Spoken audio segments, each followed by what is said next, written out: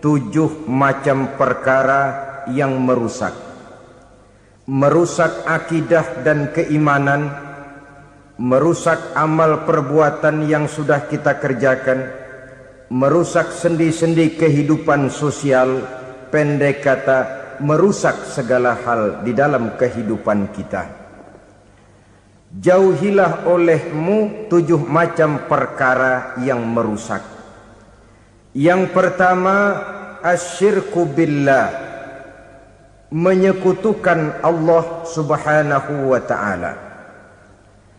Agama dimulai dari keyakinan, maka kehancuran agama selalu dimulai dari kehancuran keyakinan, iman atau akidah yang dimiliki oleh seseorang. Dan untuk menghancurkan nilai-nilai iman yang kita miliki ini, orang rasanya tidak akan menghantam kita dengan peluru kendali. Orang tidak akan mengirimkan nuklir ke sini. Orang tidak juga akan mengirimkan satuan militernya ke sini. Untuk menghancurkan nilai-nilai iman, dibanjiri kita dengan paham-paham yang merusak dan mendangkalkan akidah. Baik ia bernama materialisme, baik ia bernama sekularisme, baik ia bernama banjirnya maksiat dan munkarat, baik ia bernama banjirnya peradaban dan kebudayaan yang menghancurkan moral daripada anak-anak kita, sedikit demi sedikit melenturkan dan melunturkan nilai-nilai keimanan kita, untuk kemudian pada waktunya nilai iman itu akan bertukar dan berganti menjadi nilai syirik kepada Allah subhanahu wa ta'ala. Atau pada sisi lain, menjadikan yang selain Allah sebagai tujuan akhir daripada kehidupan kita. Sedangkan kita sama-sama maklum bahwa di dalam pandangan agama Islam, dosa yang tidak berampun, dosa yang terbesar, termasuk dalam kategori bapak moyangnya dosa, tidak lain adalah syirik, yakni menyekutukan Allah subhanahu wa ta'ala. Pola penghancuran iman ini memang berstrategi. Ditawarkan kita kepada paham materialisme, paham kebendaan, di mana otak menempati urutan sebagai ranking pertama, Tuhan jatuh pada urutan kedua. Lalu menyusul kepada paham sekularisme, Allah dipisahkan dari seluruh kegiatan hidup ini, untuk pada gilirannya menjadikan yang selain Allah sebagai tujuan akhir daripada seluruh kegiatan hidup kita. Oleh karenanya, kewajiban menjaga nilai-nilai iman ini merupakan kewajiban yang mulia tetapi berat. Tidak hanya untuk kita, tetapi juga bagaimana mewariskannya kepada anak-anak kita, generasi yang akan datang. Orang-orang tua bijaksana yang diceritakan di dalam Al-Quran, kalau sudah berpikir tentang anak-anaknya, pertanyaan yang paling mereka risaukan ialah, ma ta'buduna min ba'di. Anakku, kalau pada satu saat aku, ayahmu sudah tidak ada lagi di dunia ini, meninggalkan kamu semua, ma ta'buduna min ba'di, apa yang akan kamu sembah nak? Jikalau sekarang ayahmu masih mau ke masjid, masih mau melakukan rukuk dan sujud, masih beribadah menyembah Allah subhanahu wa ta'ala, kalau orang tuamu sudah tidak ada, ma ta'buduna min ba'di, masihkah engkau mau datang ke masjid? Masihkah engkau mau rukuk dan sujud? Masihkah engkau mau menyembah Allah subhanahu wa ta'ala? Pertanyaan ini yang dipikirkan oleh Nabi Yakub kepada putra-putranya. Pertanyaan ini yang diteruskan oleh Nabi Ibrahim kepada anak-anaknya. Pertanyaan ini yang diwariskan oleh generasi ulama salafus saleh kepada para generasi berikutnya. Bagaimana kita generasi sekarang? Kita orang-orang tua sekarang bukan berfikir ma ta'buduna min ba'di, malah yang kita fikirkan ma ta'kuluna min ba'di. Kalau bapak tidak ada nanti kamu makan apa nak? Perkara kamu nyembah apa urusan nomor 18. Yang penting kamu nanti hidup bisa makan, nak. Maka kita sibuk mewariskan harta kepada anak-anak kita. Kita sibuk mewariskan kebun dan tanah kepada anak-anak kita. Kita sibuk mewariskan pabrik kepada anak-anak kita, sementara kita lupa mewariskan intan yang paling mahal, mewariskan mutiara yang paling berharga, yaitu nilai iman kepada Allah Subhanahu wa ta'ala. Alangkah baiknya apabila warisan harta, warisan tanah dan kebun, warisan rumah dan pabrik didasari lebih dahulu dengan mewariskan nilai iman kepada Allah Subhanahu wa ta'ala. Sebagai orang-orang tua, kita boleh bersedih kalau anak kita tidak mengerti komputer. Kita boleh bersedih kalau anak kita tidak mengerti matematika. Kita boleh bersedih kalau anak kita tidak mengerti bahasa Inggris. Tapi sewajarnya lebih bersedihlah kita orang tua jikalau mempunyai anak yang tidak kenal Allah sebagai Tuhannya, yang kemudian tidak mau rukuk dan sujud kepada Allah Tuhannya. Itulah kemalangan yang paling malang bila kita meninggalkan generasi yang tidak bertauhid kepada Allah Subhanahu wa ta'ala. Betapapun anak kita tidak ngerti komputer, saudara, paling-paling kerugiannya cuma kerugian dunia. Masuk dia ke alam barzakh, munkar nakir tidak akan sempat tanya kau belajar komputer apa tidak. Kumpul dia di padang mahsyar, malaikat juga tidak akan tanya matematikamu nilainya berapa. Yang ditanya kau kenal Allah, kau rukuk dan sujud kepadanya, kau pernah datang ke masjid. Oleh karena itu sekali lagi, menjaga nilai iman tidak hanya untuk kita, tetapi juga mewariskannya kepada anak-anak kita, generasi yang akan datang. Sungguh kemalangan yang paling besar apabila kita meninggalkan anak-anak kita. Mereka kita tinggalkan lemah ekonominya, itu tidak baik. Mereka kita tinggalkan lemah otaknya, itu pun akan membuat mereka tertinggal oleh yang lain. Tapi yang paling celaka, jikalau kita tinggalkan mereka dalam kondisi lemah imannya, rapuh akidahnya, tidak baik dan tidak betul keyakinan hidupnya. Oleh karena itu Nabi berpesan, jauhilah 7 perkara yang merusak. Yang pertama, syirik kepada Allah Subhanahu wa ta'ala. Menyekutukan Allah baik dalam ucapan, dalam keyakinan ataupun dalam perbuatan. Ini perkara pertama yang termasuk 7 perusak besar di dalam kehidupan. Kalau sudah jatuh kita ke lembah syirik, bagaimanapun banyak kebaikan yang kita kerjakan, berjiwa sosial, bertangan pemurah, gemar menolong orang lain, kalau memang dasarnya syirik, maka seluruh kebaikan kita akan hancur, tidak akan ada nilainya dalam pandangan Allah Subhanahu wa ta'ala. Dalam pandangan manusia mungkin kita dicatat sebagai orang sosial, gemar menolong orang lain, tidak berpangku tangan melihat orang yang mendapat kesulitan. Tapi oleh karena dasarnya syirik, dasarnya tidak mentauhidkan Allah, maka seluruh nilai kebaikan yang kita kerjakan tidak akan ada nilainya dalam pandangan Allah Subhanahu wa ta'ala. Maka jagalah iman kita, jangan sampai dihinggapi penyakit syirik yang bagaimana kecilnya sekalipun. Sekali lagi, baik syirik dalam bentuk ucapan, syirik dalam bentuk keyakinan, sampai kepada syirik dalam bentuk perbuatan, kita berhindar kepada sifat-sifat yang sedemikian itu. Karena apa? Dalam satu ayat Quran Allah Subhanahu wa ta'ala menjelaskan, innallaha la yaghfiru ayyushraka bih wa yaghfiru ma duna dzalika liman yasha. Allah tidak akan memberi ampun kepada orang-orang yang menyekutukannya, tapi Allah masih mau memberikan ampun kepada dosa-dosa yang selain itu bagi orang-orang yang dikehendakinya.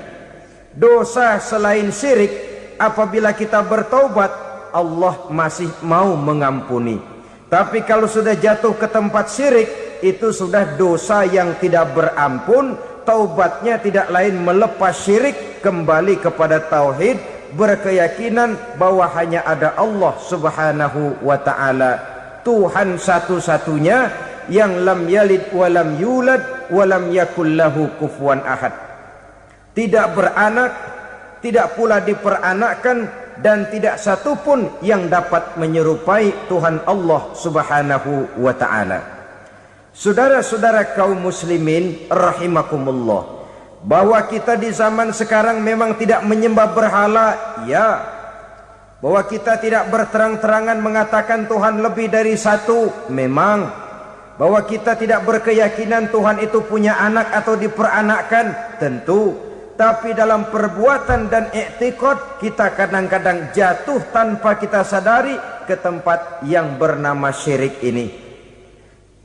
Oleh karenanya, di zaman di mana teknologi makin canggih, di mana kemajuan pembangunan makin menjangkau berbagai aspek kehidupan, diperlukan keseimbangan antara kemajuan fisik material dengan kemajuan mental spiritual. Apabila tidak ada keseimbangan, yang terwujud tentulah kepincangan, yang diawali dengan pincangnya cara kita berpikir, sehingga pada akhirnya akan mengarah kepada pincangnya cara kita berbuat dan bertindak di dalam kehidupan kita. Oleh karena itu Nabi berpesan, jauhilah sifat syirik, karena syirik merupakan dosa yang teramat besar. Ini sifat merusak yang pertama. Yang kedua kata Nabi, wasihra, jauhilah sihir. Sihir ini juga termasuk perkara yang merusak kehidupan. Kita semua sama-sama maklum bahwa sihir sebenarnya bukan persoalan baru. Sejak sebelum datang Islam, sihir itu sudah ada. Di zaman Yunani kuno, sihir ada. Di zaman Mesir kuno, di zaman Cina kuno, dan yang lain-lain yang serba kuno, sihir itu sudah ada. Bahkan para nabi pun, para rasul yang diutus oleh Allah Subhanahu wa ta'ala, senantiasa berhadapan dengan ahli-ahli sihir untuk menguji kebenaran dari misi yang mereka bawa. Sihir adalah perbuatan di luar kebiasaan yang bisa dikerjakan oleh ahlinya dengan bantuan jin atau setan. Hukum mempelajari sihir adalah haram, mengamalkannya lebih haram lagi. Sebab itu saudara-saudara, sihir merupakan perbuatan merusak yang harus kita jauhi. Ciri-ciri daripada perbuatan sihir, pertama, ia mengandung tipuan, bayangan khayal. Di zaman Nabi Musa misalnya, orang melihat tambang-tambang itu seperti ular. Nabi Musa melayangkan tongkatnya menjadi ular-ular besar yang memakan ular-ular kecil ciptaan tukang-tukang sihir Fir'aun tadi. Lalu sihir bisa terjadi dengan bantuan jin kafir atau setan. Kemudian ciri yang ketiga, sifatnya halus dan tersembunyi. Taruh kata ada seorang ahli sihir yang mempergunakan ayat-ayat Quran sebagai jompa-jampe, sebagai baca-bacaan, itu cuma sekedar kedok. Tujuannya tidak lain menjadikan agama sebagai ketok untuk membenarkan cara yang dimurkai oleh Allah Subhanahu wa ta'ala. Satu hadis yang diriwayatkan oleh Imam Bazar dan Tabrani, Nabi berpesan, laisa minna man tatayyara lahu au takahhana au tukuhhina lahu au sahira lahu. Tidak termasuk ke dalam golonganku, kata Nabi. Tidak termasuk umatku. Siapa mereka? Man tatayyara lahu, orang yang bertatoyur. Apa tatoyur itu? Dari kalimat toyaro, artinya terbang. Toir biasa diartikan dengan burung. Tatoyaro percaya kepada suara-suara burung. Man tatayyara lahu, mempercayai, meyakini dengan benar-benar kepada suara beburungan. Kan suka ada itu, nah bunyi burung tuh, maling liwat. Maling liwat. Burung bunyi, maling liwat. Itu termasuk tatoyaro lahu, percaya kepada suara burung. Kan aneh kalau suara orang nggak dipercaya, suara burung malah dipercaya. Ada ustadz ceramah, kiai ngaji, nggak mau didengerin, burung dengerin bener. Nah, suaranya dari sebelah mana? Belah kulon. Nah, itu tandanya ano. Habis dihitung-hitung. Itu termasuk tatoyaro lahu. Au takahana, atau bertenung, au tukuhina, atau minta ditenungkan, au sahirolahu, atau melakukan perbuatan sihir, atau minta disihirkan. Laisa minna, tidak termasuk ke dalam golonganku, kata Nabi. Sehingga dengan demikian saudara-saudara, menghadapi sihir dengan sihir sekalipun termasuk perbuatan yang tidak diajarkan oleh agama. Kita kan mempelajari sihir untuk jaga diri, tidak apa-apa. Yang dilarang mengamalkannya, dilarang juga mempelajarinya. Sebab orang kalau sudah mengetahui, biasanya lalu terangsang untuk mencoba. Kalau percobaannya berhasil, biasanya terangsang untuk coba lagi dan coba lagi. Pada akhirnya ketagihan, lalu beralih menjadi profesi, apalagi itu nanti bisa mendatangkan hasil uang. Saudara-saudara kaum muslimin rahimakumullah, kita manusia makhluk nyata. Kita hidup di alam nyata, terikat oleh sunnatullah, causality. Oleh karenanya, bagi kita keyakinan yang penuh, keikhlasan di dalam bertuhankan Allah, penyerahan diri sepenuhnya hanya kepadanya, itu sudah merupakan obat penangkal yang sangat ampuh agar kita tidak terkena penyakit-penyakit yang dibuat oleh setan dan para pembantunya. Sehingga beberapa ayat Quran mengajarkan, misalnya a'udzu bikalimatillahi tammati min syarri ma khalaq, atau bismillazi la yadurru ma'asmihi syai'un fil ardi wala fis sama, dengan menyebut nama Allah yang tidak bisa mendatangkan bahaya sedikit pun, dari baik yang datang dari langit maupun yang datang dari bumi. Jiwa yang kosong dari keyakinan yang penuh kepada Allah, jiwa yang penuh was-was dan ragu-ragu, itu yang mudah terserang oleh penyakit-penyakit yang dikerjakan oleh para tukang-tukang sihir, yaitu oleh setan dan seluruh para pembantunya. Kemudian hadis kedua yang diriwayatkan oleh Imam Ibnu Hibban, Nabi bersabda, la yadkhulul jannata mudminu khamrin wala mu'minu bisihrin wala qati'u rahmin. Tidak masuk surga. Ini Nabi yang bilang, tidak masuk surga. Siapa itu? Pertama, mudminu khamrin, orang yang berkekalan dalam mabuk. Selalu mudminun itu sudah menjadi perbuatan rutinnya, tidak kapok-kapoknya, teler seumur hidup. Mudminu khamrin, tidak masuk surga orang yang selalu bermabuk-mabukan. Yang kedua, wala mu'minu bisihrin, orang mukmin tapi main sihir. Ini juga oleh Nabi diperingatkan, tidak akan masuk surga orang mukmin tapi suka main sihir. Wala qati'u rahmin, dan tidak juga orang yang memutuskan silaturahmi. Tiga macam manusia yang diperingatkan Nabi tidak akan masuk surga: orang yang selalu mabuk, orang mukmin yang main sihir, dan orang yang memutuskan silaturahmi. Saudara-saudara kaum muslimin rahimakumullah. Lalu orang berkata, kenapa dilarang kita bersihir? Padahal Rasul sendiri kan punya mukjizat. Nah, kita memang harus membedakan antara mukjizat dengan sihir. Dalam kehidupan agama kita kenal ada yang namanya mukjizat, Ada yang namanya karomah atau keramat biasa diucapkan. Ada yang namanya maunah. Ada yang namanya irhas. Ada juga yang namanya sihir. Kesemuanya ini berbeda, saudara-saudara.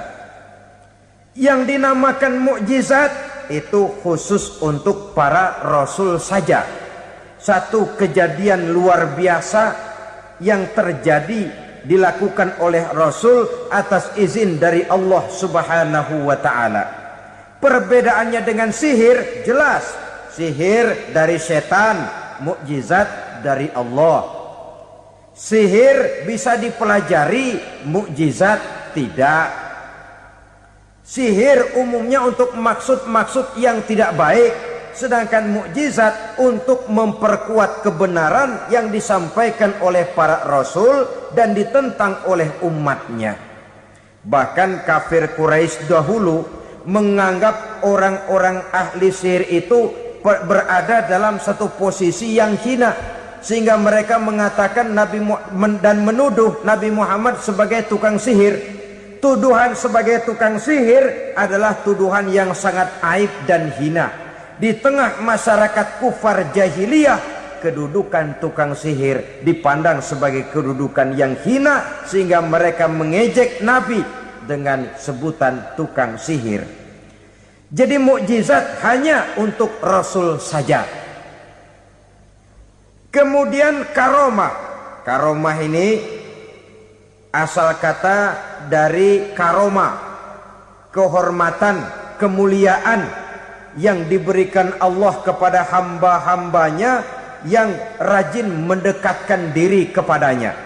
Oleh karena ketekunannya melaksanakan ibadah, Allah memberikan keistimewaan kepada orang itu, yang dengan keistimewaannya dia bisa mengerjakan yang tidak bisa dikerjakan oleh orang lain.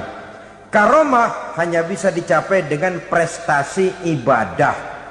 Kalau sihir mau ibadah apa enggak, asal dia belajar, bersatu dan berteman dengan setan, memenuhi persyaratan-persyaratan setan, biasanya lalu bisa.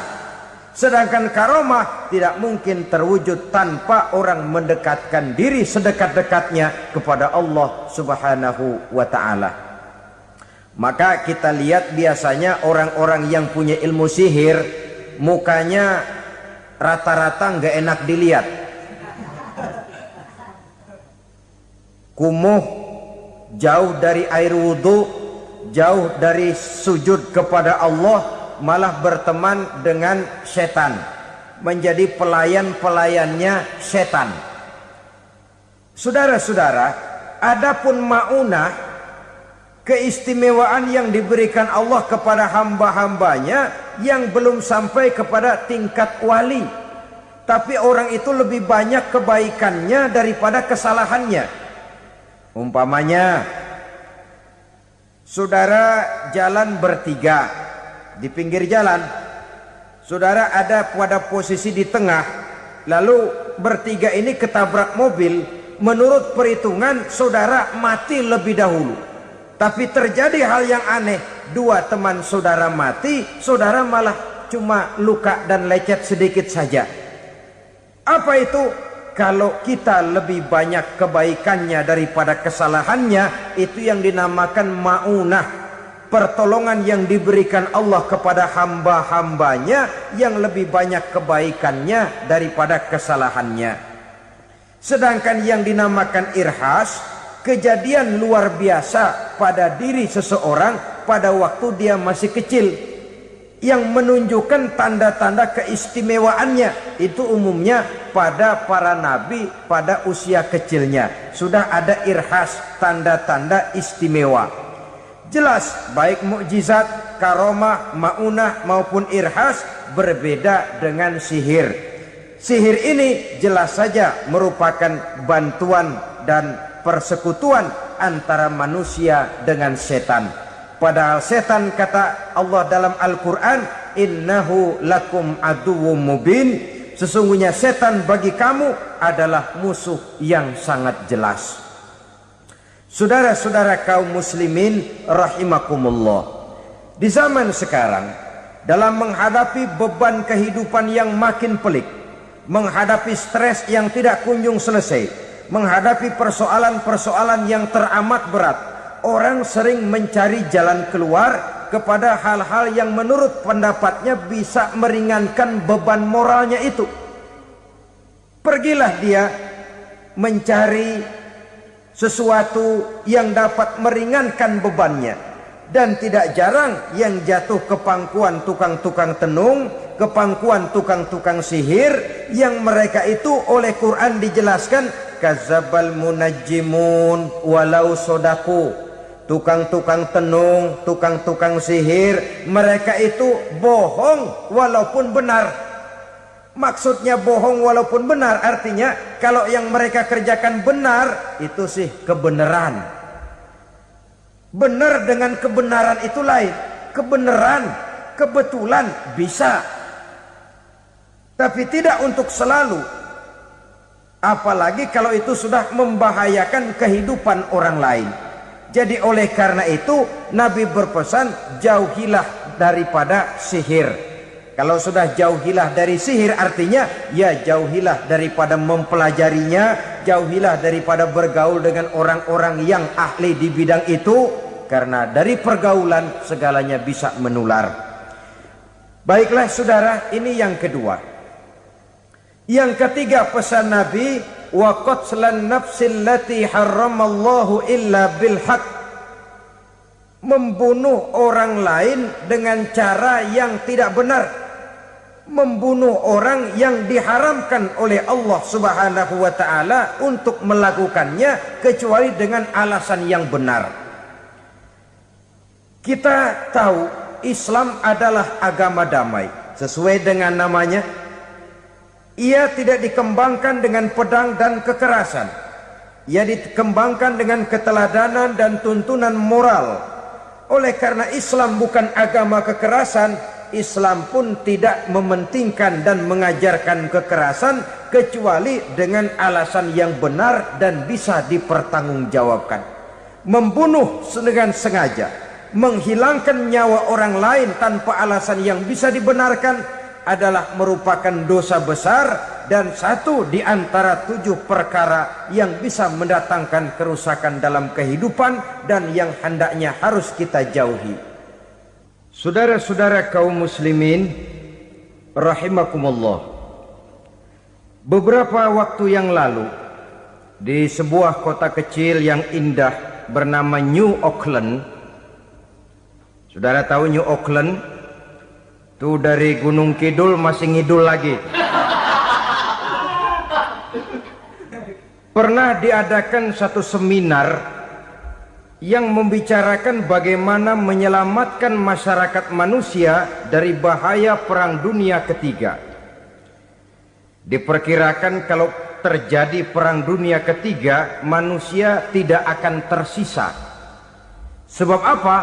Pada waktu itu cadangan nuklir yang dimiliki oleh bersama Amerika dan Rusia konon sudah sanggup memusnahkan 6 miliar manusia pada saat jumlah manusia baru 5 miliar. Jadi kelebihan nuklir dunia ini. Kalau terjadi Perang Dunia Ketiga, sulit manusia untuk tersisa. Maka dibahaslah di dalam seminar itu, wah, supaya tidak terjadi Perang Dunia Ketiga, maka perlombaan membuat senjata-senjata canggih, alat-alat pembunuh modern harus segera dibatasi. Dibahas, tidak mungkin kita membatasi perlombaan membuat senjata. Kenapa? Makin maju ilmu dan teknologi, makin canggih senjata yang ditemukan. Atom sudah meningkat menjadi nuklir, nuklir sudah meningkat menjadi neutron, dan kita tahu bom yang bernama neutron ini bom yang cukup membunuh tanpa perlu merusak. Artinya kalau dia diledakkan di kota kita ini, bangunan utuh, jembatan tidak ambruk, rumah-rumah tetap berdiri, tapi semua yang bernama hidup mati. Itu katanya lebih sopan dari bom atom. Sebab kalau si atom ini sudah membunuh, merusak pula. Neutron cukup membunuh saja tanpa perlu merusak. Jadi majunya senjata-senjata teknologi sebagai akibat yang logis dari kemajuan ilmu pengetahuan ini tidak bisa kita batasi. Dan memang sebenarnya yang bahaya bukan senjatanya, tapi manusia yang mengendalikan senjata itu. Mereka kembali kepada prinsip the man behind the gun. Bukan senjatanya yang bahaya, tapi manusia yang mengendalikan senjata itu yang bahaya. Walaupun senjatanya modern, katakanlah model M16 umpamanya, kalau yang mengendalikannya orang beriman, insya Allah aman. Tapi biar megang cuma senapan angin, kalau yang megang orang brutal, ngeri kita deket-deket. Apalagi kalau memang bukan ahlinya menggunakan senjata, bisa ngeker kaki kena jidat.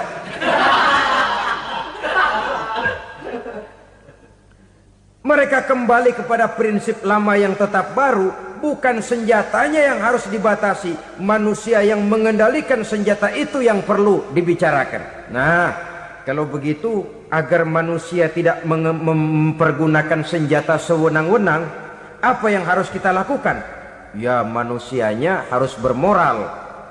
Ya, tapi moral yang mana? Di dunia ini banyak ajaran tentang moral. Itu pun mudah saja. Di sini kan kita undang saja ahli dari berbagai agama untuk membicarakan konsep perdamaian menurut agamanya masing-masing. Baik, setuju itu? Setuju. Maka tampillah para ahli agama, mereka kembali kepada prinsip moral daripada konsep yang terkandung di dalam ajaran agama untuk menegakkan perdamaian. Mula-mula naiklah ahli dari agama Hindu, dibacakan konsep perdamaian menurut ajaran agama Hindu, bahwa untuk damai manusia harus meninggalkan nafsu keduniaannya, menempuh samsara dan sebagainya untuk mencapai nirwana, menjauhi kemegahan dan kemewahan dunia. Ini lalu dibahas, rasanya juga tidak mungkin ini. Kemudian dari agama Nasrani, bahwa untuk damai manusia harus menciptakan sifat kasih sayang. Kalau ditampar pipi kiri, berikan pipi yang kanan. Kalau diberikan selendang, berikan baju. Nanti orang kasihan, lalu dia tidak akan nampar lagi. Ketika ini dibahas, ternyata rasanya pun tidak mungkin bisa diterima. Karena apa? Di zaman sekarang orang ditampar pipi kiri, dikasih pipi kanan. Bukan kasihan, gemes. Damai belum tentu, bonyok udah jelas. Lalu ketika dibacakan konsep perdamaian menurut Quran, di mana disampaikan ayat wa jazaa'u sayyi'atin sayyi'atun misluha faman afa wa aslaha fa ajruhu 'ala Allah. Balasan terhadap satu kejahatan adalah kejahatan yang seimbang, tetapi barang siapa yang memberi maaf dan mencari jalan damai, itulah yang terbaik dan akan mendapat pahala dari Allah Subhanahu wa ta'ala. Kamu tidak salah ditampar pipi kirimu, tampar lagi pipi kirinya sekeras dia menampar pipi kirimu. Nanti orang tidak mau menampar kita karena dia tahu kalau dia tampar kita, dia akan menderita tamparan sekeras dia menampar kita. Akan terjadilah prinsip saling hormat menghormati, tidak saling ganggu, tidak saling usil, tidak saling jahil. Atas dasar ini perdamaian bisa ditegakkan. Mereka bisa menerima konsep ini, tapi kemudian seminar ditutup tanpa satu keputusan resmi. Kenapa? Terus terang mereka kagum dengan konsep Islam, tapi sentimen lama terhadap nilai-nilai Islam telah menutup mata mereka untuk menerima kebenaran dari ajaran Al-Quranul Karim. Saudara-saudara kaum muslimin rahimakumullah, kembali kita kepada persoalan pokok. Roh adalah dari Allah. Dia akan kembali kepada Allah, milik mutlak dari Allah. Tidak pantas kita merampasnya dari orang lain. Tidak wajar kita menghilangkannya tanpa alasan yang dibenarkan oleh agama. Di zaman sekarang akibat persaingan hidup yang makin tajam, lapangan kerja yang makin sulit, tensi ekonomi yang makin tinggi, atau karena nilai moral yang makin rendah, atau juga karena rapuhnya pegangan orang kepada agama, nyawa rasanya sudah sedemikian murahnya. Berbagai kasus membuat berdiri bulu roma kita. Ada mayit, ada manusia dipotong 6, dicincang macam kambing. Ada yang dipotong 5, ada yang dipotong 13, dikardusin, dibuang ke tempat sampah. Inna lillahi wa inna ilaihi raji'un. Gejala apa ini? Kanibalisme. Manusia sudah demikian sadisnya, manusia sudah sedemikian buasnya, sehingga sesama manusia diperlakukan seperti hewan. Padahal hewan sendiri belum pernah macan makan macan, bagaimanapun buasnya macan. Belum pernah serigala memakan serigala, bagaimanapun brutalnya serigala. Tetapi manusia makan manusia di zaman sekarang kadang jadi kenyataan dalam kehidupan kita. Kadang persoalannya remeh saja. Soal uang 200 perak, pisau bicara, nyawa melayang. Soal rokok sebatang, celurit bicara, nyawa melayang. Soal-soal yang sama sekali tidak prinsip, begitu mudah kita menghilangkan nyawa orang lain. Padahal Nabi pernah memperingatkan, apabila dua orang muslim sudah berkelahi dan berbunuh-bunuhan, al-qatil wal maktul finnar, yang membunuh dan yang terbunuh dua-duanya neraka. Sahabat heran, ya Rasul, kalau yang terbunuh, kalau yang membunuh masuk neraka itu sih wajar, tapi yang terbunuh kenapa neraka juga? Beliau menjawab, dua-duanya sudah punya niat untuk saling membunuh. Niatnya itu yang diponten. Yang terbunuh cuman lagi apes aja, keduluan dia. Umpama tidak terbunuh, pasti dia yang akan membunuh. Oleh karenanya al-qatil wal maktul, yang membunuh dan yang dibunuh finnar, dua-duanya masuk ke dalam neraka. Islam menghormati kehidupan, tidak hanya terbatas kepada sesama muslim. Orang-orang yang berlainan agama pun yang mau hidup berukun, damai, berdampingan dengan umat Islam, jiwa mereka, darah mereka dilindungi oleh nilai-nilai Islam yang disebut dengan kafir zimmi ini. Mengganggu mereka sama saja dengan mengganggu aku, kata Nabi. Jadi oleh karena itu sayangilah sesama. Kehidupan adalah anugerah Allah, bukan wewenang kita untuk mencabutnya dari orang lain, bukan wewenang kita untuk merampas dan menghilangkannya dari orang lain. Apa yang tidak enak terjadi pada diri kita, begitu pula lah apabila terjadi pada diri orang lain. Sehingga Nabi mengatakan, la yu'minu ahadukum hatta yuhibba li akhihi ma yuhibbu li nafsihi. Belum dikatakan beriman seseorang kamu apabila dia belum mencintai saudaranya seperti ia mencintai dirinya sendiri. Apa yang enak dirasakan oleh orang lain, enak juga dirasakan oleh dia. Mengukur orang lain dengan diri sendiri. Kalau orang lain tanpa salah saya fitnah, kalau saya tanpa salah difitnah orang, enak apa enggak? Enggak, orang lain juga begitu. Kalau orang lain tanpa salah saya tempeleng kepalanya, enak apa tidak? Tidak. Orang lain juga begitu. Yang tidak enak terjadi pada diri kita, tentu tidak enak juga kalau terjadi pada orang lain. Mengukur orang lain dengan diri sendiri, sehingga tidak timbul sifat egois, tidak menari di atas bangkai orang lain, tidak mendirikan kebahagiaan di atas untayan air mata orang lain. Sehingga dengan demikian saudara-saudara, dia bisa menghormati kehidupan, menghormati orang lain sebagaimana dia ingin dihormati. Inilah perbuatan ketiga yang merusak, membunuh orang lain dengan yang diharamkan Allah tanpa alasan yang benar. Yang ketiga. Kemudian yang keempat, perbuatan merusak wa aklar riba, makan riba. Hidup adalah tolong menolong. Bahasa kerennya take and give katanya. Saling memberi dan saling menerima. Nabi mengajarkan man kuraba kurbatan min kurabid dunya karaballahu lahu kurbatan min kurabi yaumal qiyamah. Wallahu fi aunil abdi madamal abdu fi auni akhihi. Siapa yang meringankan beban dari beban-beban yang dirita seseorang di dalam kehidupan dunia, Allah akan meringankan bebannya daripada beban-beban yang harus dipikulnya di hari kiamat nanti. Wallahu fi aunil abdi madamal abdu fi auni akhihi. Allah senantiasa akan menolong seorang hamba selama hamba itu masih mau menolong saudaranya. Allah selalu akan menolong seorang hamba selama hamba itu masih mau menolong saudaranya. Apabila kita sudah berpangku tangan terhadap kesulitan orang lain, biasanya pun pada saat kita mendapat kesulitan, kita akan sulit juga memperoleh pertolongan. Nah, riba alias renten, kedoknya adalah menolong orang, tapi sama juga bulu buntutnya dilepas, palanya dicekek. Menolong orang pada akhirnya menjadi beban bagi seseorang, dan memang mencari orang-orang yang berada dalam posisi kesulitan.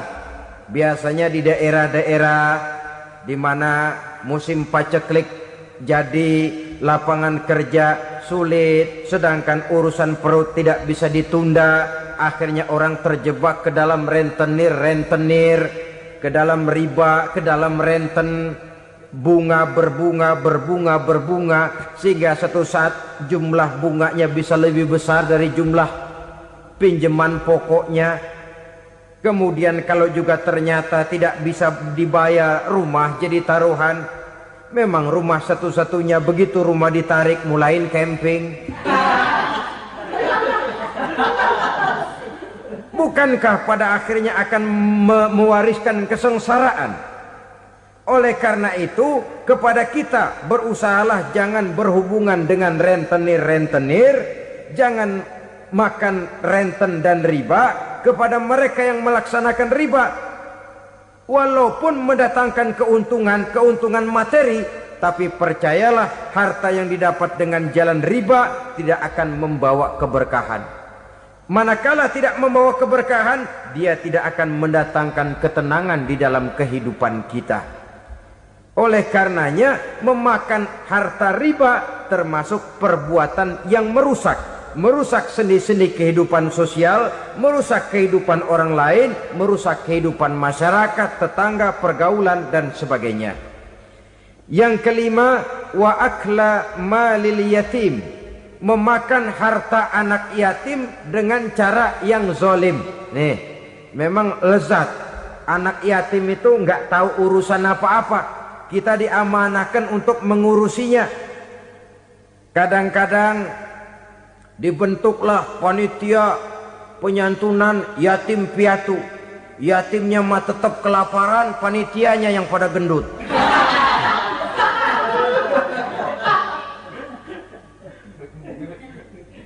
Padahal memakan harta anak yatim termasuk perbuatan dosa besar, dan menjantuni yatim merupakan perbuatan mulia. Nabi mengatakan, ana wa kafilul yatim kahataini yaumal qiyamah. Aku dan orang-orang yang menyantuni anak yatim seperti dua jari ini pada hari kiamat nanti. Dekat sekali. Jikalau ingin di hari akhir nanti dekat dengan Rasul, bersahabatlah dengan anak-anak yatim. Jadilah pengurus anak-anak yatim. Bangunlah panti-panti asuhan yatim. Pada saat bapak ibunya meninggal, kitalah yang menjadi orang tuanya.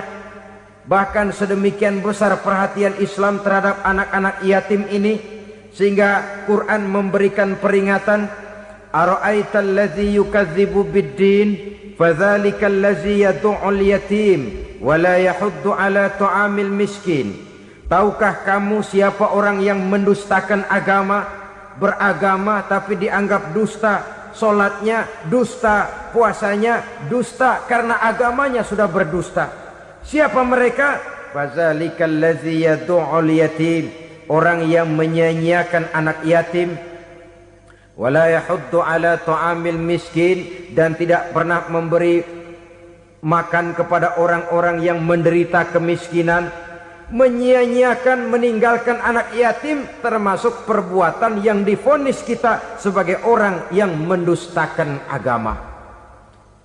Saudara-saudara kaum muslimin rahimakumullah, maka sangat dicela mengeksploitir anak-anak yatim, menjadikan mereka sebagai kedok untuk mencari kekayaan pribadi. Tetapi jikalau ikhlas, ganjarannya sangat besar, nilai pahalanya sangat besar. Menyantuni yatim tidak hanya setahun sekali. Kalau Muharram pakai istilah lebaran yatim, dibentuklah panitia, diberilah beras, uang 4-5 ribu rupiah, alhamdulillah. Tapi jangan lupa, si yatim tidak hidup cuma satu hari. Dia tidak hidup cuma di bulan Muharram saja, dia hidup 12 bulan dalam setahun.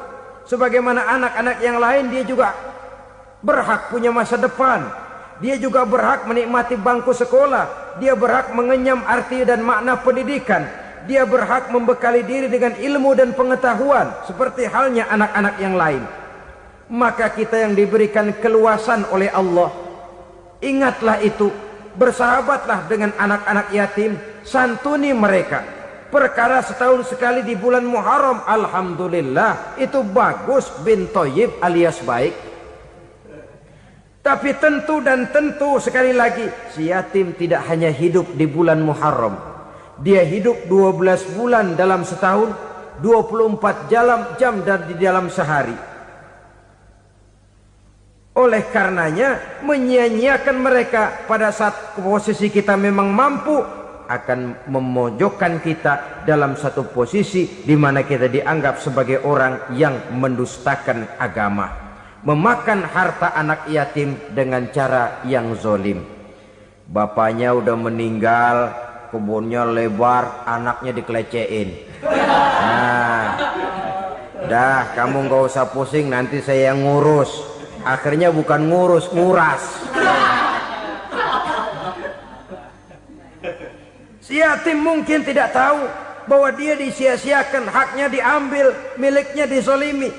Tapi Allah yang akan membalasnya dengan seadil-adilnya. Maka makan harta anak yatim biasanya balasannya tokcer bin paten. Nggak banyak selang tempo itu, nggak percaya cobain dah. Nyobain aja kan nggak bayar, umpama memakan harta anak yatim dengan cara yang zolim, ganjarannya biasanya kontan. Kenapa? Ratapan si miskin, untayan air matanya, jeritan kepedihan hatinya, membuka pintu langit, permohonannya diijabah, getaran hatinya didengarkan oleh Allah, maka balasannya biasanya kontan, spontan, tidak menunggu waktu terlalu lama. Itu di dunia, belum lagi di akhirat nanti. Bukankah dalam riwayat Mi'raj diceritakan Nabi melihat di neraka itu orang perutnya sebesar rumah? La haula wala quwata. Itu perut kayak rumah, bagaimana jalannya tuh orang? Dan memang gak jalan, diseret-seret oleh malaikat di neraka itu. Hancur perutnya, amburadul itu perut. Berantakan isinya, dibulatkan lagi, diseret lagi, hancur lagi, dibulatkan lagi. Sampai Nabi tanya, orang itu begitu berat siksanya kenapa ya Jibril? Itu Muhammad, waktu di dunia dulu rakus banget makan harta anak yatim. Begitu vonisnya, begitu menyedihkan nasibnya di akhirat. Tapi di dunia pun ketidakberkahan itu sudah membayangi kehidupannya. Oleh karena itu, kepada saudara-saudara yang mendapat titipan anak yatim, berbahagialah, karena semulia-mulia rumah adalah rumah yang di dalamnya ada anak yatim yang disantuni. Sehina-hina rumah adalah rumah di mana di dalamnya ada anak yatim yang disia-siakan. Begitu kata Nabi kita. Rumah yang paling mulia dalam pandangan Allah, rumah yang di dalamnya ada anak yatim yang disantuni. Rumah yang paling hina dalam pandangan Allah, rumah yang di dalamnya ada anak yatim yang nasibnya disia-siakan.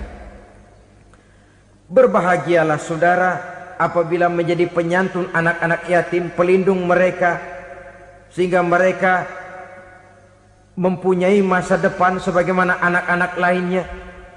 Rasulullah sendiri sedemikian peka terhadap keadaan anak-anak yatim karena beliau sendiri memang mengalami umur 6 bulan dalam kandungan ibu, beliau sudah ditinggalkan oleh ayahnya.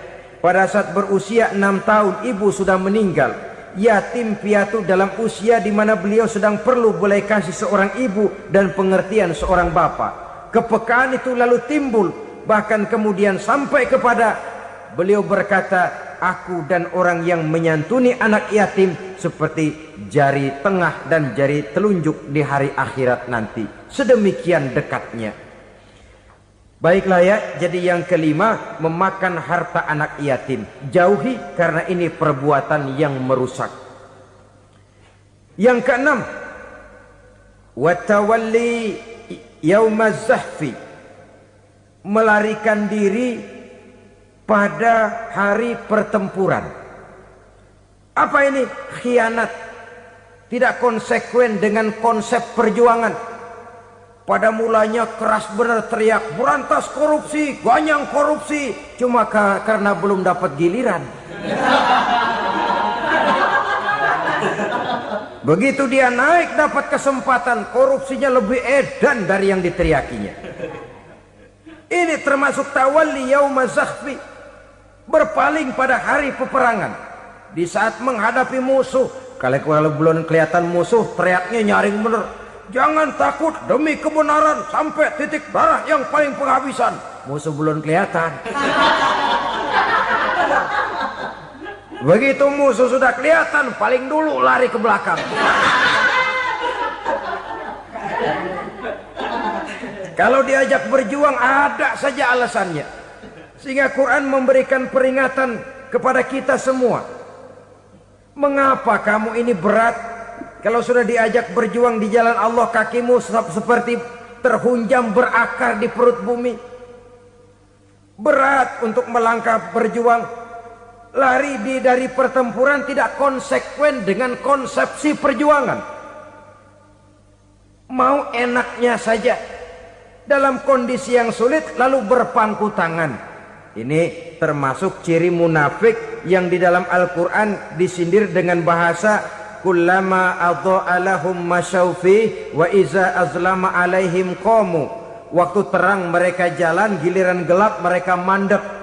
Artinya, maksudnya kalau giliran ada untungnya aja rame-rame teriak Islam. Tapi begitu diminta berjuang, dituntut berkorban, rame-rame mundur. Waktu dilihat di Islam ada untungnya, rame-rame teriak Islam. Pak, saya Islam banget, Pak. KTP saya Islam, Pak. Pokoknya Islam banget dah. Tapi ketika diminta berjuang, dituntut sedikit berkorban, rame-rame mengundurkan diri. Tahun 65 PKI berontak. Waduh, waktu itu jadi orang Islam untung itu. Nggak dikejar-kejar, aman. Masjid rame, mobil-mobil mewah parkir di depan musola dan masjid. Kenapa? Waktu itu asal udah ke masjid aman. Islam selamat, untung. Tapi begitu keadaan aman, yang parkir di musola sepeda butut melulu.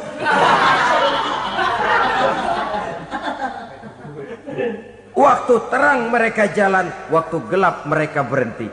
Dikala di Islam ada untungnya, baru wah Islam bagus, Islam hebat.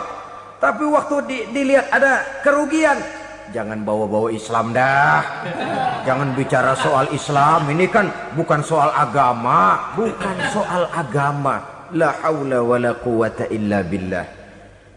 Beragama kita ambil talfik fid din, mengambil yang enteng-enteng saja dalam urusan beragama ini. Tidak konsekuen kita dengan Islam kita. Seolah kita mau memilih mana yang terasa cocok sama selera kita, kita teriak Islam. Beratan aja dikit, rame-rame berpaling. Itu termasuk tawalli yaumaz zahfi. Para pengkhianat, mental-mental hipokrit yang tidak mau konsekuen menghadapi segala bahaya. Itu termasuk perbuatan yang merusak. Kenapa? Kalau cuma dia saja yang lari, mungkin tidak jadi soal. Tapi larinya ini akan mempengaruhi orang lain. Nah, pengaruhnya itu yang dicegah. Sebab kalau satu sudah mulai lari, yang lain mulai ngelirik. Ketika yang dilirik kemudian tidak ada reaksi, dia akan ikut lari. Artinya apa? Seorang muslim harus konsekuen dengan konsep perjuangannya, dengan keyakinan keagamaannya, dan tidak memilih yang enak-enak saja di dalam kehidupan beragama. Lari dari pertempuran, bermental khianat, mengkhianati agama, merupakan satu di antara sifat yang merusak. Terakhir saudara, wa qazfal muhsanatil ghafilatil mu'minat, menuduh perempuan baik-baik yang tidak tahu menahu tentang tuduhan yang dituduhkan kepadanya, menuduh perempuan mukmin yang baik-baik yang tidak tahu menahu tentang tuduhan yang dilakukan kepadanya. Fitnah lebih bahaya daripada pembunuhan. Orang yang tidak salah bisa hancur namanya, orang yang berniat baik bisa ambruk perjuangannya oleh karena fitnah. Sehingga dikatakan al-fitnatu asyaddu minal qatli. Fitnah lebih bahaya daripada pembunuhan. Maka memfitnah ini termasuk satu dosa di antara 7 hal merusak yang harus kita jauhi semampu kita, semampu-mampunya. Mengupayakan sebisa-bisanya jangan sampai terjebak ke dalam hal yang demikian. Nah, saudara-saudara, inilah saja pertemuan kali ini. Mudah-mudahan ada manfaatnya. Semoga Allah memberikan kekuatan zahir dan batin kepada kita untuk bisa menjauhi 7 perkara yang merusak ini. Selalu berusaha menyimpan sesuatu yang bisa membawa manfaat, baik untuk dirinya, untuk anak cucunya, maupun untuk keluarganya, untuk masa kini dan masa depannya. Kadang simpanan itu berbentuk uang, kadang berupa tanah, lain saat berbentuk pabrik, dan lain sebagainya. Sementara masa depan yang paling pasti adalah akhirat. Jika untuk masa depan dunia kita rela memeras keringat, membanting tulang, pergi pagi dan pulang petang, menyimpan uang, menyimpan tanah, menyimpan pabrik, pernahkah kita merenung jika satu saat kiamat datang, kita dibangkitkan dari kubur masing-masing, berdiri di padang mahsyar untuk mempertanggungjawabkan seluruh kegiatan hidup kita di dunia ini, lalu kita akan menuju ke alam akhirat. Sudahkah kita mempunyai simpanan untuk akhirat kita? Pada pertemuan kali ini saya ingin menyampaikan sebuah hadis di mana Rasulullah sallallahu alaihi wasallam bersabda, arba'un min kanzil jannah. Simpanan sorga ada 4 macam. Yang pertama, ikhfa'us sadaqah, menyembunyikan sedekah. Saudara-saudara kaum muslimin, sebagaimana yang kita maklum bahwa Allah Subhanahu wa taala melebihkan sebagian rezeki dari kita terhadap yang lain. Ada yang kaya, ada yang setengah kaya, ada yang miskin, ada yang setengah miskin, dan selanjutnya. Ada yang gajinya kecil tapi penghasilannya gede. Ada yang penghasilannya gede tapi nggak punya gaji. Ada juga yang memang gajinya gede dan penghasilannya gede. Kelebihan rezeki merupakan sunnatullah dan tidak harus membuat kita merasa lebih dari yang lain. Bahkan sebaliknya, kelebihan itu harus membuat kita ringan tangan untuk menolong mereka yang memang memerlukan pertolongan. Kalau saudara diberikan ilmu, maka pertanyaan akhirat cuma satu, ilmumu kau amalkan untuk apa? Kalau saudara diberikan umur yang panjang, pengadilan akhirat juga bertanya satu, umurmu kau habiskan di mana? Tapi kalau saudara diberikan harta, pengadilan akhirat akan bertanya 2, hartamu kau dapat dari mana, kau belanjakan kemana. Dari mananya ditanya, dan kemananya juga ditanya. Oleh karena kita akan dimintakan pertanggungan jawab, maka amanah yang bernama harta ini harus kita gunakan dengan sebaik-baiknya. Ada penggunaan yang merupakan kewajiban, itu zakat namanya. Ada penggunaan yang sewaktu-waktu, itu infak namanya. Ada yang lebih sewaktu-waktu lagi, dan itu sedekah namanya. Zakat dia terikat oleh haul dan nisab, oleh putaran batas waktu dan ukuran dari harta itu sendiri.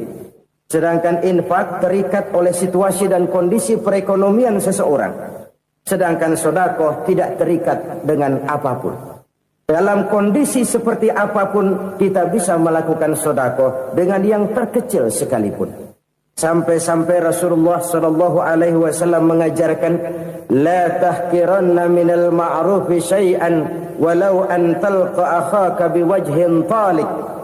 Atau ada hadis, tabassumuka fi wajhi akhika laka sedekah. Senyumanmu kepada temanmu adalah sedekah. Jadi untuk melakukan sedekah tidak harus dalam berbentuk uang. Dengan ilmu kita bisa sedekah, dengan tenaga kita bisa bersedekah, dengan pikiran kita bisa bersedekah, bahkan senyum kepada teman itu pun sedekah. Jadi kalau sedekah dengan uang memang belum punya uang, nyengir aja banyakin. Itu asal pada tempatnya, jangan lalu ketemu tiang listrik cengengesan. Tentu tidak pada tempatnya dan tidak wajar. Nah, sedekah yang paling dicintai Allah adalah sedekah yang disembunyikan. Artinya jauh dari sifat riya. Kan kadang-kadang ada orang sedekah itu disebutkan namanya. Apa tidak bagus? Kalau memang niatnya ikhlas, ya bagus-bagus saja. Untuk memberikan sugesti kepada yang lain. Di Fulan bin Fulan nyumbang sekian, diumumkan. Boleh kalau niatnya untuk memberikan rangsangan kepada yang lain supaya dia menyumbang lebih besar dari orang tadi. Tapi kalau itu mendatangkan riya, maka sedekah yang paling dicintai Allah adalah sedekah yang disembunyikan. Tangan kiri saja tidak tahu apa yang diberikan oleh tangan kanan. Sedekah yang dilakukan dengan ikhlas akan merupakan perbendaharaan surga, tersembunyi dari pandangan orang lain, tidak seorang pun tahu. Karena memang sikap yang baik adalah melupakan kebaikan dan mengingat kesalahan. Itu salah satu ciri orang bahagia. Orang yang selalu mengingat kesalahannya dan berusaha melupakan segala kebaikannya. Kalau dia akan berada kebaikan, dia tidak bisa ikut, dia merasa rugi karena dia merasa belum pernah berbuat baik. Tapi kalau akan melakukan kesalahan baru, dia ingat kesalahan yang sudah-sudah, sehingga terhalang baginya untuk melakukan satu kesalahan baru. Demikianlah saudara-saudara, bahwa Allah melebihkan rizki sebagian kita dari yang lain, agar terjadi tolong-menolong dalam kehidupan ini. Jadi kesenjangan yang nature, kesenjangan yang alami, itu sunnatullah. Ada yang kaya, ada yang miskin, ada yang kelas menengah. Nah, kenapa lalu sekarang kita berusaha mengentaskan kemiskinan? Oleh karena adanya kesenjangan struktural. Kalau yang kaya bisa semakin kaya, kenapa yang miskin tidak bisa naik jadi ikut sedikit kaya? Sebab pada dasarnya Islam adalah agama yang sejak turunnya sudah berupaya memerangi kemiskinan. Bahkan dikatakan kemiskinan itu mendekatkan kepada kekufuran. Orang kalau miskin udah dekat banget sama kafir. Gampang menjadi kafir. Berapa banyak saudara-saudara kita yang oleh karena soal perut, oleh karena soal materi, terpaksa meninggalkan dan menanggalkan akidahnya.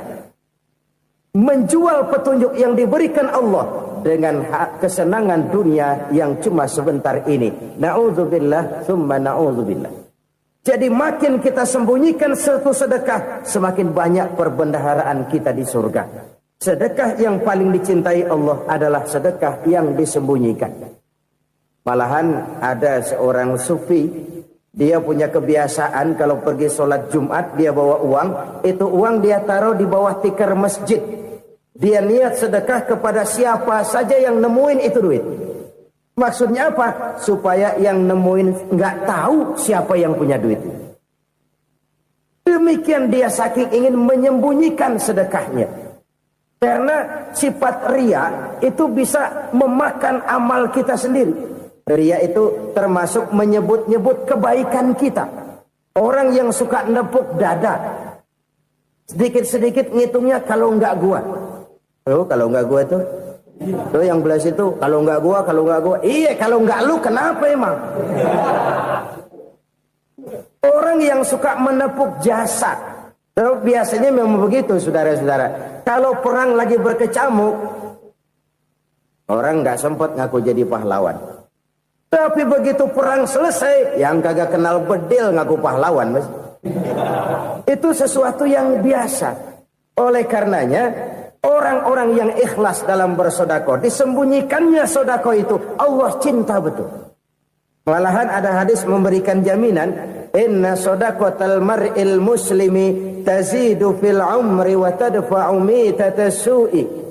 Sesungguhnya sedekahnya seorang mukmin tazidu fil umri, bisa menambah umur panjang. Wa tadfa'u mitatas su'i, dan menyelamatkan manusia dari mati secara su'ul khatimah.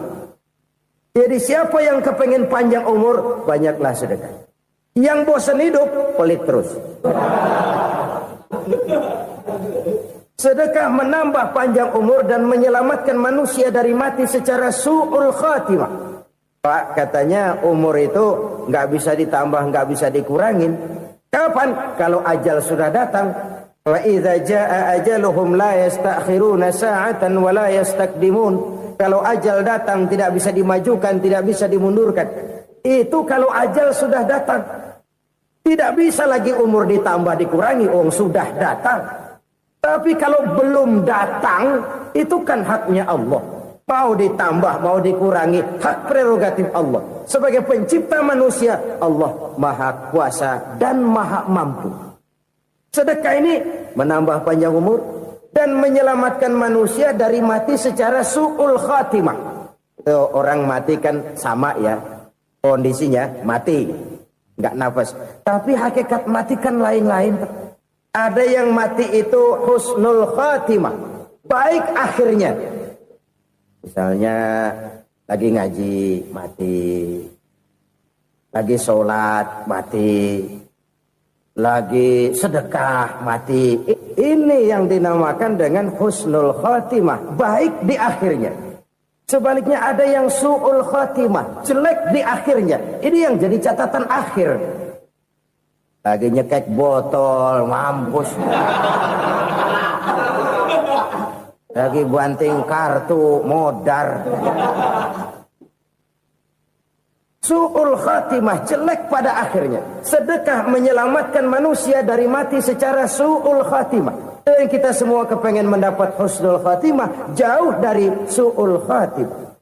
Oleh sebab itu yang bisa menyelamatkan kita dari penyakit itu antara lain adalah sedekah yang disembunyikan, yang dikerjakan dengan ikhlas karena Allah, tidak karena kepengen dipuji orang, tidak karena ingin dikatakan orang pemurah. Sebab orang dermawan itu orang yang memberi tanpa harus diminta.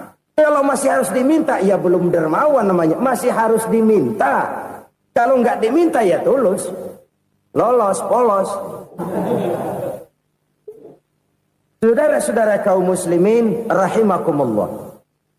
Harta adalah amanat dan akan kita pertanggungjawabkan.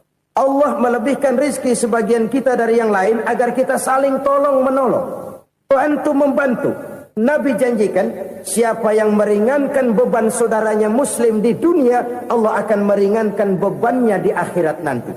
Sebuah jaminan dari baginda Nabi.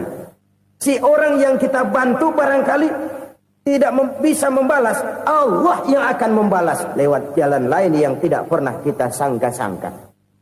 Ada orang tanya, Pak, ini ada orang nyumbang masjid sambil marah-marah, bagaimana? Saya bilang sumbangannya aja ambil, marahnya jangan.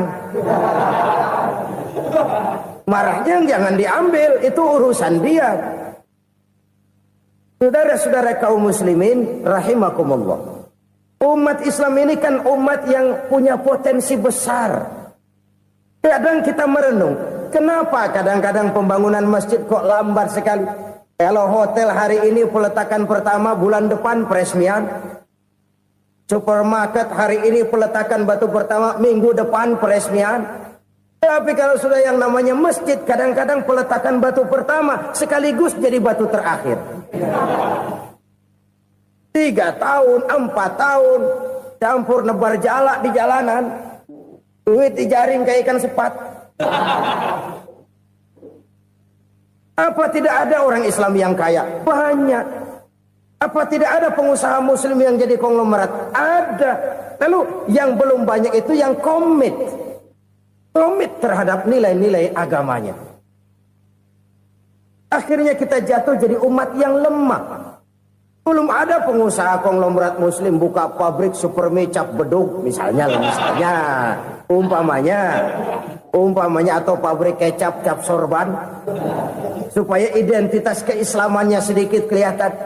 Kita jatuh jadi umat yang lemah karena potensi tidak terinventarisir dengan baik. Kita ini ibarat kompor yang cuma matengin nasi orang lain. Potensi kita dimanfaatkan oleh orang lain. Ukhuwah Islamiyah kita baru terbatas kepada silaturahmi. Ukhuwah di bidang ekonomi kita lemah. Ukhuwah di bidang kebudayaan kita lemah. Apalagi ukhuwah di bidang politik kita lebih rapuh lagi. Padahal ukhuwah itu adalah totalitas kehidupan manusia. Menyangkut ipolek sosbud. Memerlukan nilai-nilai ukhuwah. Jadi oleh karena itu mari kita menyadari. Di dalam harta kita, walaupun kita yang cari, pergi pagi, pulang sore, peras keringat, banting tulang, di sana ada harta anak yatim. Di sana ada hak masjid. Di sana ada hak pesantren. Di sana ada hak jihad. Berbahagialah seseorang apabila dia oleh Allah dijadikan keran. Keran itu menyimpan air, tapi tidak untuk dirinya, tapi disalurkannya kepada mereka yang memang memerlukannya. Saudara-saudara kaum muslimin rahimakumullah, ini yang pertama. Jadi perbendaharaan surga adalah menyembunyikan sedekah. Orang lain nggak tahu, kita pun nggak pernah ngitung-ngitung. Kita anggap lewat begitu saja, padahal itu deposit akhirat. Satu. Yang kedua, perbendaharaan surga itu apa? Wa kitmanul musibah, menyembunyikan kesulitan. Kadang orang takut menghadapi kesulitan. Tapi makin kita merenung, hidup ini kan sebenarnya urusan. Takut sama urusan ya jangan hidup. Tandanya orang hidup itu kalau punya urusan. Urusan melupakan problem. Problem sering menimbulkan kesulitan. Kesulitan bukan untuk ditakuti, tapi untuk diatasi dan dicarikan jalan keluarnya. Siapa sih orangnya yang gak pernah sulit-sulit? Makin tinggi status sosialnya, makin gede urusannya. Makin tinggi kualitas imannya, makin berat tingkat kesulitannya. Cuma memang yang namanya enak itu seperti pelangi. Biang lala itu nggak pernah di atas kepala kita. Di atas kepala orang melulu.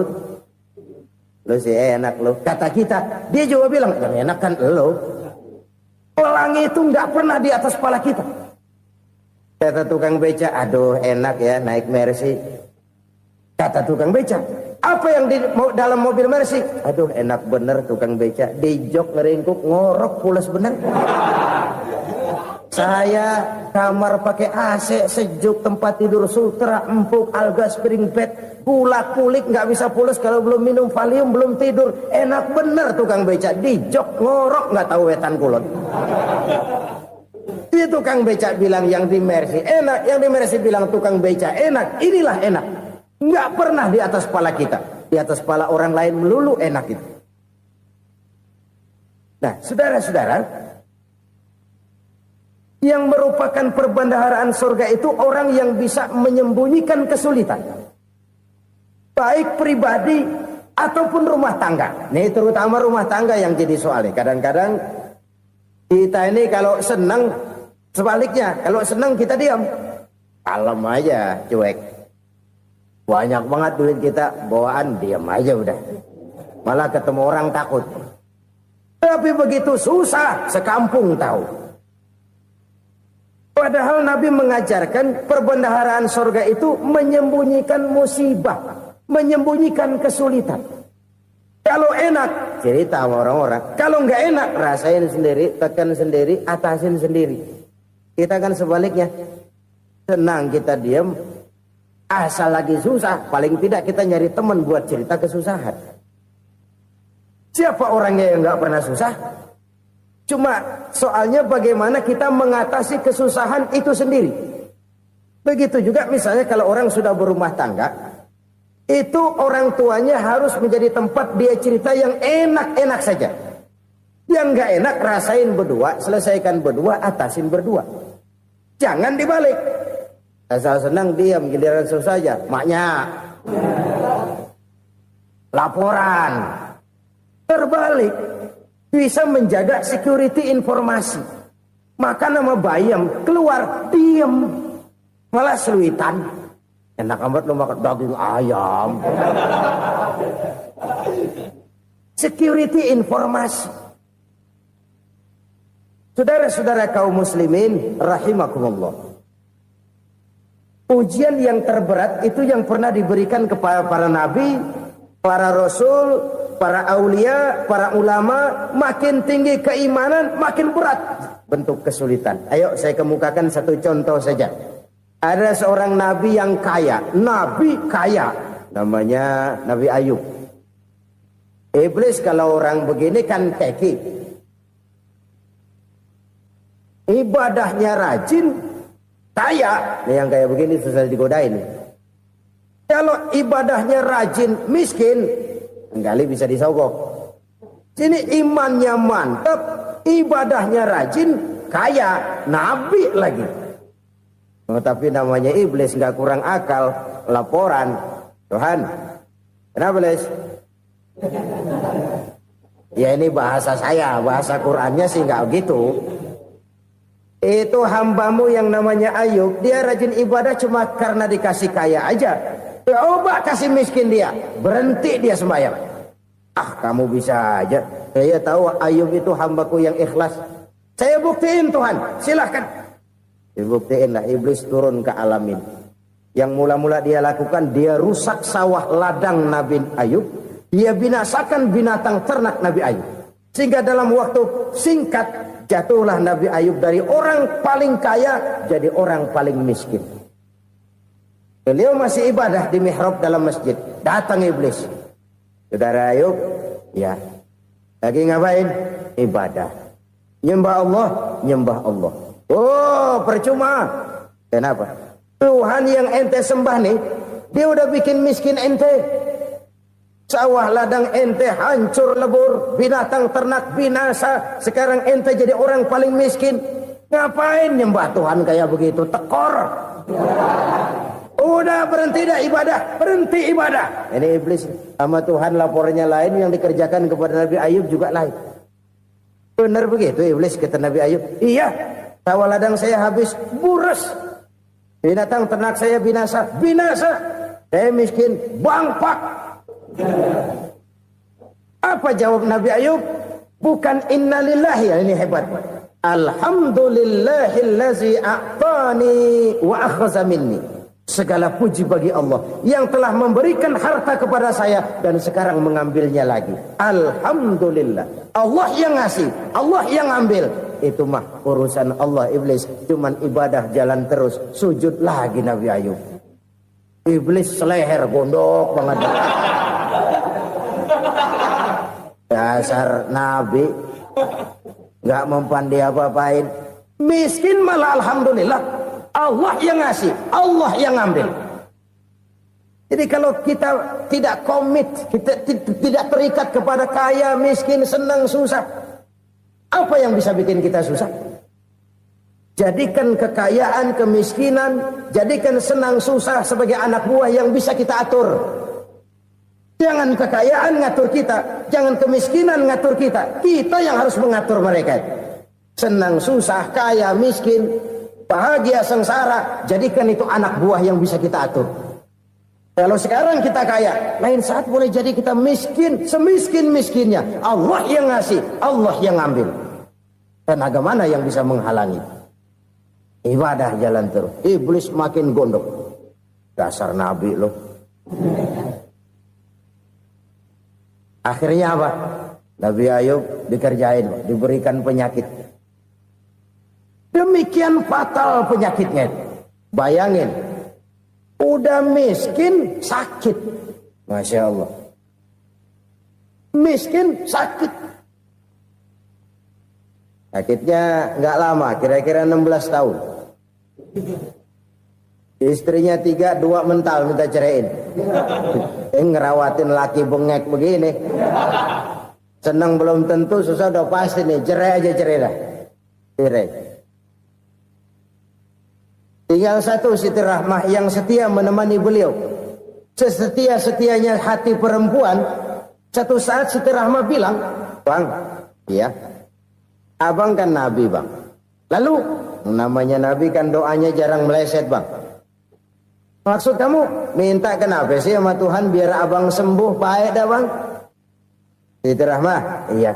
Saya sakit berapa tahun sih dah? 16 tahun, Bang. Sebelum ini saya sehat berapa tahun? Ya kira-kira 60 tahun, Bang. Nah, coba ente banding-bandingin, Rahmah. Saya dikasih sehat 60 tahun, dikasih sakit 16 tahun. Sudah nggak sabar mau doa kepada Allah minta sembuh. Saya malu kepada Allah. Diuji dengan yang luar biasa seperti ini, tidak mengganggu stabilitas kehambaannya. Dia tetap menghamba kepada Allah Subhanahu wa ta'ala. Saudara-saudara kaum muslimin rahimakumullah. Kunci menghadapi kesulitan itu apa? Allah jelaskan dalam satu ayat, "Wa basyiris sabirin alladzina iza asabathum musibah qalu inna lillahi wa inna ilaihi raji'un." Gembirakan orang-orang yang sabar. Siapa mereka itu? Yang apabila mendapat musibah mereka kembali kepada keyakinan dasar. Segalanya dari Allah dan segalanya akan kembali kepada Allah. Ini konsepsi dasar dari sikap muslim dalam menghadapi berbagai kesulitan. Segalanya dari Allah, segalanya akan kembali kepada Allah. Kalau ini sudah kondisi dasarnya, maka kita akan lapang menghadapi kenyataan bagaimanapun pahitnya. Apakah itu namanya miskin? Apakah itu namanya sakit? Bahkan maut sekalipun. Maut sekalipun. Segalanya dari Allah, segalanya akan kembali kepada Allah. Ini sikap hidup, bukan sekedar ucapan. Kita kadang-kadang menjadikannya sebagai ucapan. Mulutnya sehingga berhenti, innalillahi wa inna ilaihi raji'un. Tapi nangisnya terus gerung-gerungan.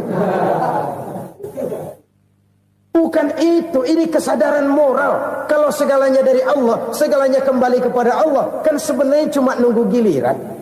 Hari ini saya nyembayangin dia, entah hari apa saya disembayangin orang. Hari ini saya antar dia ke kubur, entah hari apa orang nganterin saya ke kubur. Hari ini saya tahlilkan dia, entah nanti kapan orang tahlilkan saya. Segalanya dari Allah, segalanya akan kembali juga kepada Allah. Oleh sebab itu saudara-saudara, kesulitan bukan untuk ditakuti. Kesulitan justru untuk diatasi, dicarikan jalan keluarnya. Dan tidak ada orang yang tidak pernah mendapat kesulitan. Tidak ada. Semakin tinggi status sosial, semakin tinggi kualitas keimanan, semakin besar juga tingkat kesulitan. Hanya saja bagaimana cara kita mengatasinya. Dan Al-Quran menyatakan, innama al-usri yusra. Di balik kesulitan itu pasti ada kemudahan. Roda itu berputar. Karena itu Rasulullah sallallahu alaihi wasallam mengingatkan kepada kita, ta'arraf ila Allah fir raha ya'rifka fis shiddah. Ingatlah kepada Allah di waktu kamu senang, supaya Allah ingat kepada kamu di waktu kamu susah. Kalau waktu senang kita ingat kepada Allah, kita susah, Allah tidak akan meninggalkan kita. Tapi kalau waktu senang kita jauh dari Allah, sujud tidak sempat, dengan masjid jauh, ketika senang kita lupakan Allah. Nanti begitu kita susah, Allah lupakan kita. Dan itu menyakitkan. Oleh karena itu orang-orang tua kita dulu bilang, kalau lagi sehat ingat-ingat lu bakal sakit nanti. Kalau lagi kaya ingat-ingat satu saat kita bakal jatuh miskin. Bahkan kalau lagi muda ingat-ingat kita bakal tua. Dan yang terpenting, kalau lagi hidup ingat-ingat kita bakal mati. Saudara-saudara kaum muslimin rahimakumullah. Jadi yang kedua yang merupakan perbendaharaan surga, menyembunyikan musibah. Saudara-saudara kaum muslimin rahimakumullah. Hal ketiga yang merupakan perbendaharaan surga adalah wasilatur rahmi. Orang yang suka bersilaturahmi. Sebagaimana yang kita maklum bahwa manusia adalah makhluk yang disebut zon politika. Makhluk sosial yang tidak mungkin hidup sendiri-sendiri. Betapa dan siapapun kita memerlukan orang lain. Bodoh betul manusia kalau tinggal di tengah masyarakat tapi tidak mau bermasyarakat. Merasa hebat sendiri, pintar sendiri, gagah sendiri, kaya sendiri. Mungkin kalau mati juga ngubur sendiri. Jangankan kita di sini. Di sorga saja Nabi Adam waktu sendirian bengong melulu, mondar mandir. Allah tegur dam sepi dam. Ya ini kalau bahasa saya. Iya Tuhan sepi ini nggak ada coret-corekan pisan ini. Diciptakan Siti Hawa baru anteng Nabi Adam. Itu di sorga. Cobalah. Umpamanya saudara tinggal di Jakarta nih. Kayak bener. Apaan aja di Jakarta punya saudara dah. Pembuatan Semanggi ambil. Monas, Buntel bawa pulang. Hotel-hotel ambil semua. Cuman tinggal di Jakarta sendirian. Apa enaknya? Betapa dan siapapun kita perlu orang lain. Tidak ada seorang pun yang bisa memenuhi kebutuhan hidupnya secara sendiri-sendiri. Nah, Islam telah menyelamatkan manusia dari ras diskriminasi. Mengikat manusia dengan persaudaraan yang berlandaskan kepada akidah. Karena itu dianjurkan bersilaturahmi. Bahkan Nabi menyatakan, Man arada ayyubsata lahu fi rizkihi wa yunsa'a fi atharihi falyasil rahimah. Siapa yang kepengen diluaskan rezekinya dan dipanjangkan usianya, banyaklah ia bersilaturahmi. Siapa yang kepengen dimudahkan rezekinya, hendaknya ia banyak bersilaturahmi. Kalau banyak teman, kesulitan kan paling tidak ada tempat cerita. Udah susah, sendirian kita pikirin diri, nggak ada tempat tukar pikiran. Cepet banget sama bengek. Dilawan sendiri.